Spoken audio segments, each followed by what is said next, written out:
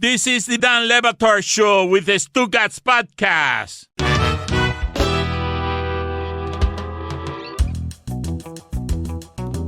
I don't believe it's going to take us very many reps, me and Juju here, to have these feeling a little more and more like confessionals and more traditional type of post-game type stuff where we analyze the things that Juju grew to love and respect and hear about our show that made him enjoy it. And so I want his honest critique after shows about what we've done well and what we've done poorly based on the show that Juju's always fallen in love with and he holds a very high standard to. And I don't mind telling the audience as well that Juju has no trouble telling me things I don't want to hear, both publicly and privately.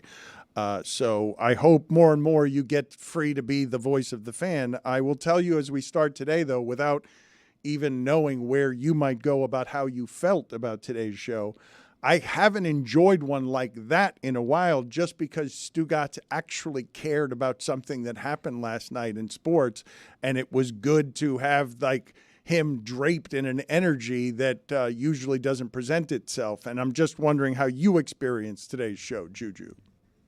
Yeah, man, it was an awesome show, dog, from Sam, Brad, everybody coming out, of guests, even Rosenberg. Like, holy moly, y'all actually did a phenomenal job today, dog. Stugotz underestimates how much we love him buying in, no matter what it is. Like, when Stugotz cares about something, dog, the show is 100% better, dog. And I definitely was a big fan of today's show. Chris Cody, why do you have your hand in your... I actually have one critique. I just thought of it. We didn't get to the guy, the B guy, who saved the D-backs. That hero? That's crazy. That like I thought that would have been that's how you know. That was the top of that was the top of my notes. I was like, man, the guy, the hero that is the B guy who threw out the first pitch as well. Oh my goodness, with his mask on his head, flipped it back, threw a ball. It was outside, but hey, he's a hero. He deserved to be on the national show today. You're right, Chris. He's really like one of the great baseball stories of the last several years. He'll be more known for what he did than just about anything that's happened on the field thus far this season. It's so sad. That and the jerseys. It was a truly heroic, it was an amazing moment that we glossed past. The announcer said he had movie star good looks as he threw out the first pitch. Like he was literally crafted as a superhero. B-man. Yes, sir. Beekeeper, salute. Go see it, Jason Statham, right now. And no, but he also tore off heroically the equipment to reveal how beautiful he was, that he looked like a hero, that he knew he was a hero, that baseball should celebrate him. Did we miss anything else that we failed to talk about? There was other stuff. Absolutely. What? You absolutely missed it. It was 2 other playoff games last night, fellas, ladies and gentlemen. No, Orlando Orlando and Cleveland did not play a basketball game last night, Juju. I don't care how much you love the sport. You're not allowed to come out here and lie to us and tell us that Orlando and Cleveland played a playoff game I last genuinely night. want to know who won that game. Can you tell me? Touche, Dan. Touche. You're right. But if you want to talk about Pacers, Bucks, have at it, Juju. What do you have on I mean, they are a champion roster even without Giannis. They did that roster did win a championship. Right. And it just goes to show that Bobby Portis, what a blunder that was last game, getting ejected in the first quarter.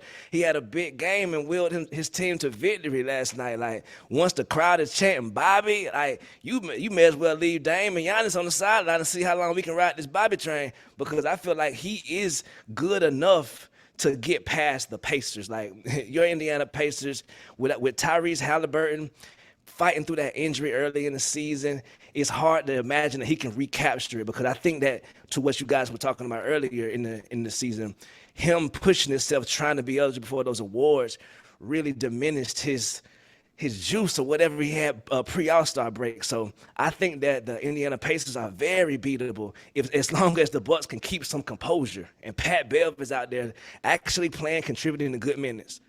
Juju, I haven't heard that analysis anywhere, because I believe most people, and I should tell the people listening that Juju and friends are doing a great job on the post games on YouTube when he pops up and he gets his friends together. But I have not heard the analysis in a lot of places, because I think people assume if you lose your top 2 scorers, all the teams that have ever done that have lost all the games that they have played. They were, before last night, 0-14. But what you're saying about Bobby Portis there, I believe Middleton is somebody who could, and I've seen him carry that team to victories as their number one player. But I have not heard anyone say that Bobby Portis tapping into that 6th man of the year stuff that made him re-sign in Milwaukee, that Bobby Portis is any kind of that kind of important. I think most people assume Siakam and even a hurt Halliburton should be enough to knock off Milwaukee. Yeah, it's what Ant Edwards get praised for. He's an enforcer as well as a scorer. So when your enforcer can get juice from the crowd, it just boosts him up, and he plays actually way better under that pressure. So I think Bobby, it's a special case with Bobby. It's not duplicable. Huh. I like that. I like that. I like me? that. I like that. Heroicism. I like it better the way that you said it than anyone saying it right. Chris Cody was asking a question here, and I don't know the answer. He's asking, are you presently, because Billy does some good stuff in the shadows, but Juju's even better concealed on where it is he makes some of his jokes. And Chris Cody thinks you're trolling the show right now in the segment we just did on Deion Sanders by running to your closet and getting that Colorado gear, and you're making a secret joke, a secret joke to your constituency that you do not ride with us here. Look, salute to everybody on the show, man. I ride with y'all. Y'all are my teammates, so I ride into the fire with y'all. I don't think there's a lot of different opinions about Deion Sanders growing around the studio. I think once he gets brought up, it's a dog pile. Everybody hit him. Everybody, let me kick him. Let me get some of that Stugotz. And I feel like, so I think that when you hire prime time, you got to know what hiring prime time means. Like, I think that the G Wiz J's of the world are responding in the way they responded because they don't know must be the money. They don't remember. He told the folks that he don't know what his college grades is, man. I'm going to the league, man. So I think that we could tell his story from a lot of different places around the world. But you're right. What's happening right now on social media is a bit beneath them, if I would say. No, but tell it, Juju. I close us out with what your perspective is here. As a positive person, people they've been waiting for 30 years for this man to fail publicly. He has been strutting across that for a long time, and for a month we got very loud around the program, and then he finishes 4-8, and people are rooting for this to fail publicly. You are not. Yeah, for sure. I'm riding with him. Like, I started off supporting them, you feel me? And it got very embarrassing. Colorado State, and just seeing his record, that football, it was so embarrassing on the football side. But as a black man and as an example, I feel like people still lose touch in what that could mean to other younger black people around the world. You feel me? I think that the example, and I know Stugotz do not want him to be on 60 Minutes ever.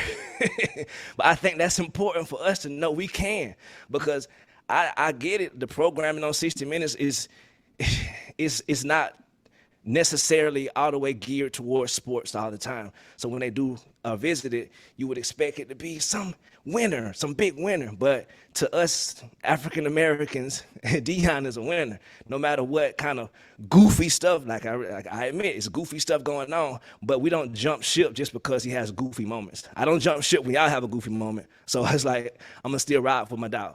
I'll give you another thing we failed to do today. We failed to execute it. I thought I'm glad we ended the show this way, but Juju, I had one better way that I thought to end the show. I wanted Stugotz to take calls as if he were at WFAN. I wanted Stugotz to be taking calls like WFAT was something he was running today. Stugotz, we were proud of you today. We saw how much you cared. Yes, sir. Thank you, Dan. I've set the bar so low that just caring is enough. Yes, thank you. But next week I'm coming down there to do a wake and take, bro. Let's do a wake and take together. Stugotz, me and you taking calls, baby. What day you doing it? It'll be a good one. What day? Shoot, whatever you're free. Whenever the lacrosse mitzvah, the other day from that one, not that one. You're telling me you'll work around my schedule? Absolutely, I will. Dangerous game. You feel me? All right. Juju, I am committing to this right now. By the way, StugotzBook.com. Buy your book right now. Pre-order. I'll sign the copy for you, and we appreciate everyone who's doing it, and Juju has been great with it. Juju, I will tell you right now, I will do Wake and Take with you next week. How's that sound?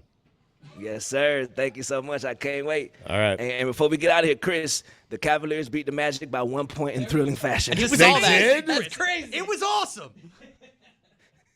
I wrote a book.